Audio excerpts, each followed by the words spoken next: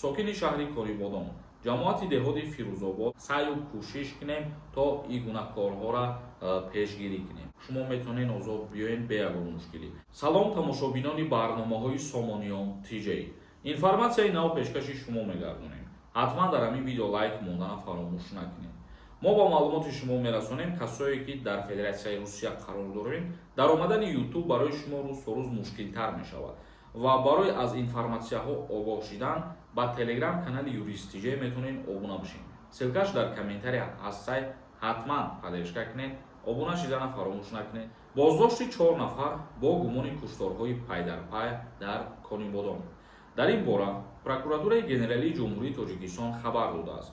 Дар хабар чунин омадааст: прокуратураи генералии ҷумҳурии Тоҷикистон кушторҳои дар шаҳри Конибодони вилояти Суғд рухдодаро тафтиш намуда истодааст.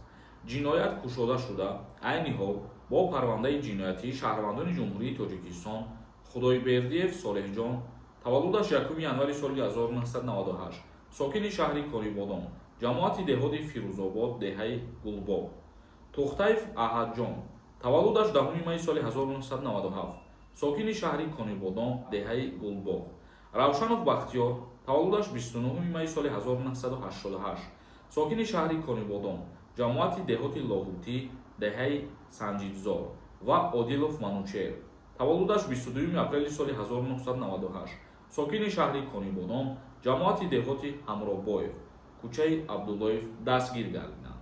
фаъолияти гурӯҳи фаврии тафтишотӣ таҳти назорати бевоситаи роҳбарияти олии кишвар қарор дошта тафтишот идома дорад. яъне ки бо ҳама саъю кӯшиши мақомоти ҷумҳурии Тоҷикистон ин ҷинояткороне ки дар Конибодон ба ин кирдорҳо даст мезананд, хушбахтона дастгир шуданд ва мо тамоми мардум, тамоми ҷавонон сипосу раҳмати худмонро ба мақомоти ҷумҳурии Тоҷикистон мехоҳем бирасонем барои ин гуна корҳоро пешгирӣ кардан ва барои ин гуна ҷиноятҳоро сари вақт мақсад дастгир кардану ҷинояткоронро ҷазо додан ва он нафарҳое ки дар ин кушторҳо наздикони худшона аз даст доданд, ба ҳамаи он нафарҳо ҳамдардии худмонро мерасонем ва худованд кунад ки ба ҳамашон сабри ҷамил ато буфармояд. Ба ин хотир бояд мо ҷавонон ҳамеша дар ин гуна ҳолатҳо дастгири якдигар бошем ва паҳлӯи якдигар бошему саъю кӯшиш кунем то ин гуна корҳоро пешгирӣ кунем. тамошобинони азиз ва гироми қадр, ин буд як информатсияе ки аз ҷониби прокуратураи генералии ҷумҳурии Тоҷикистон пешкаш шид, яъне ки ҷинояти ана ҳамин дар Конибодон буда кушода шуд. 4 нафар айни ҳол дастгир шудагиянд. акнун комментарияҳои шуморо мехонем камтар ва ба саволот ҷавоб мегардонем. бо диққат гӯш кунед. ягон нафари шумо границаи Қазоқистон сафар кардан бихоҳем, барои айнав кардани документҳо рақамашон мебурояд, занг занед, суҳбат кунед. Ҳалилов нависонда: ассалому алайкум ака, чӣ хел ҳамон рӯйхата бинем, мо ҳастем ё ин ки не? 4 спискаро шумо метавонед ки сайти меҳнаттиҷӣ дароен ба воситаи ҳамин сайт худтон тафтиш бикунед, яъне ки ному фамилиятона дар онҷа мақсад пурра мезанед ва натиҷаша баъдан мебинед. Мухторов Шодмон нависонда: салом ака, документ просроченный шудагӣ, Тоҷикистон бираем ҳечи гап намешавад. Ака ответ жду.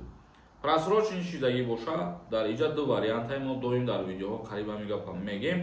нафарҳое ки документотон буд шудагӣ вақте ба Тоҷикистон омаданд, дар аэропорт таможняро гузаштанда, аз шумо ҳуҷҷат напурсанд, патент ё регистратсия, шумо метавонед озод биёед бе ягон мушкилӣ.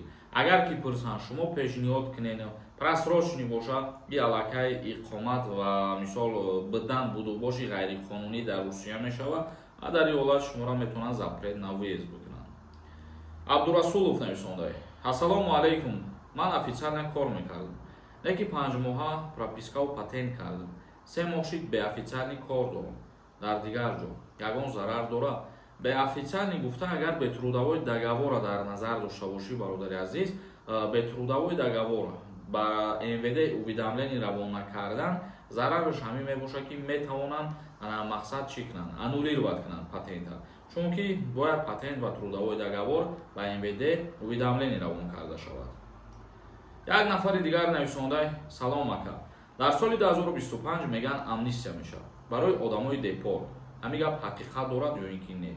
хай мо чанд бора дар ин мавзӯъ гап задем ки як пешниҳод шидагӣ буд як ду се моҳ пеш, лекин аниқ гуфта шидагӣ набуд ки амнистия мешавад. Як нафари дигар нависонда: ассалому алайкум акаи Сорубон.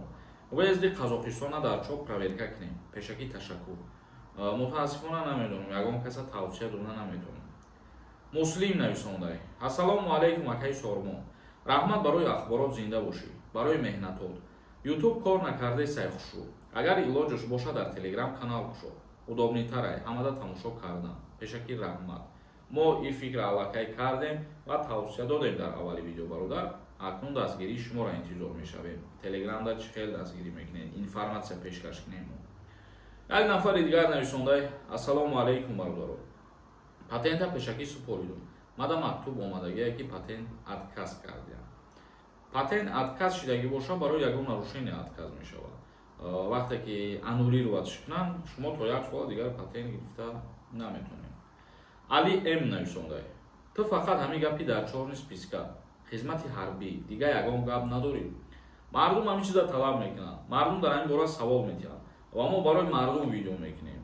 Барои мардум ки видео кардем, бояд мардум ҳар чизе ки савол дод ҷавоб гардонем бародар. ин чиза хуб ба назар бигир. Азизов нависонда: сроки одамо 120 000 кай тайёр мешавад.